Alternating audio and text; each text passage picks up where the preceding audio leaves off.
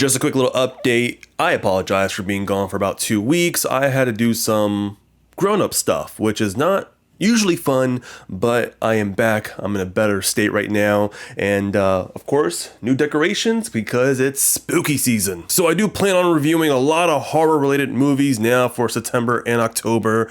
Some new movies coming out and maybe some old movies that I plan on revisiting. And don't worry, because I still plan on reviewing movies that are coming out on a weekly basis and some TV shows that I look forward to as well. So expect a lot of content for our channel. So please subscribe if you haven't yet. If you have, thank you guys for joining along this ride. And now let's talk about a movie that is starting off the spooky season for sure, and of course a demon that would once say, "The juice is loose."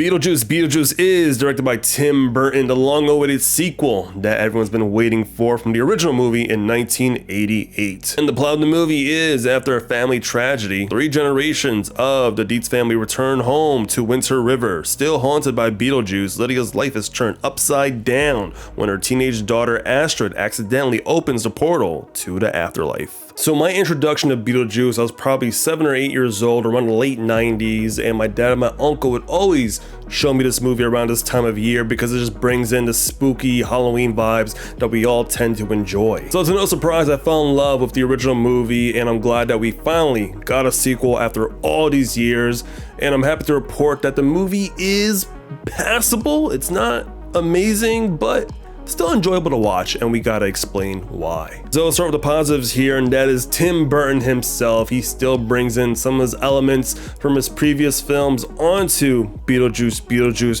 whether it's great costume designs, amazing practical effects, some interesting stylistic moments, whether it's a black and white sequence or some claymation sequences that he still is known for doing, and actually just kind of combining all those things together, and it works just perfectly for a movie like Beetlejuice. It was also great to see the returning cast come back. Of course, Michael Keaton as Beetlejuice is still amazing. He still has the juice, per se. It's about 36 years since Keaton played Beetlejuice, and I feel like once he came back to this role, he just slipped right into it and was just rolling the cameras and just having a good time with this character, and I'm just happy that he brings in that energy. The original movie only had 17 minutes of Beetlejuice, and you really don't get to see the character until about the 40 to 45 minute mark. And I'm really happy to say that in this sequel, we get more Beetlejuice. I feel like he's more spread out throughout the whole movie and not just being pushed towards like the third act of the film. Like,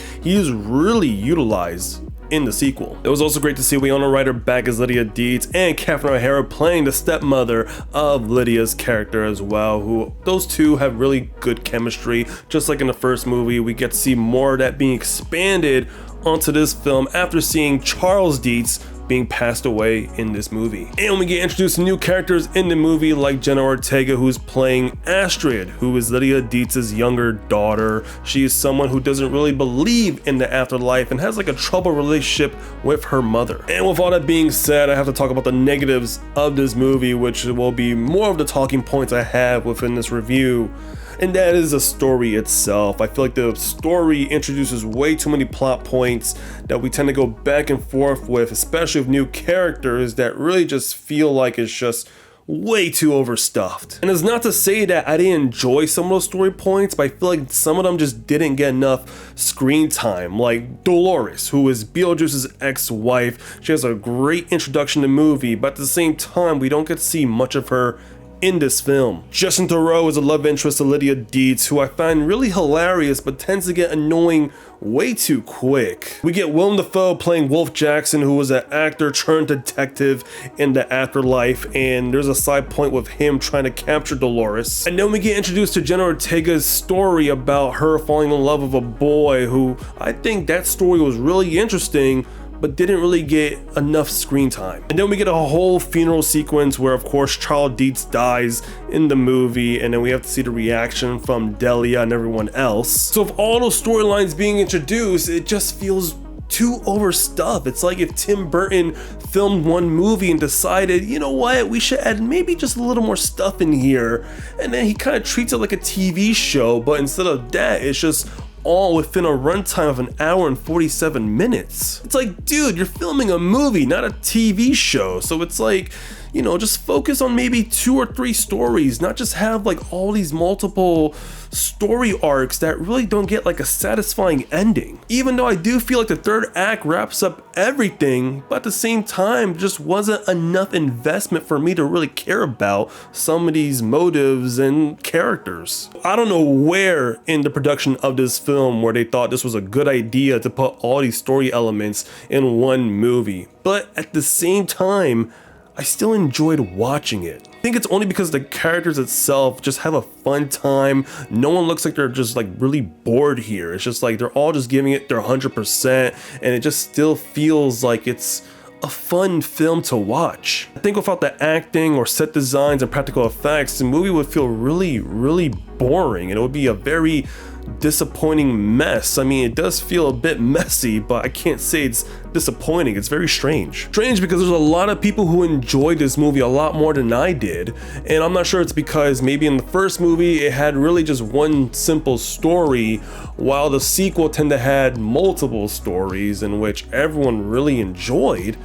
But maybe I'm just a man who just wants a simple story that I could just really focus on. But I can't say that I'm disappointed in Beetlejuice because it's just a fun movie to watch. I mean, it does capture the essence of the Halloween season. I mean, the movie does take place during Halloween, so it kind of fits that vibe perfectly. Set designs are still awesome to see. The characters are really, really enjoyable. And even the music too, especially in the third act. I don't know if it replaces the Deo scene from the first movie, but I think the music choice for this one is pretty damn good. Keaton back as Beetlejuice is always a delight, and I feel like he does carry this movie a lot more compared to the first movie.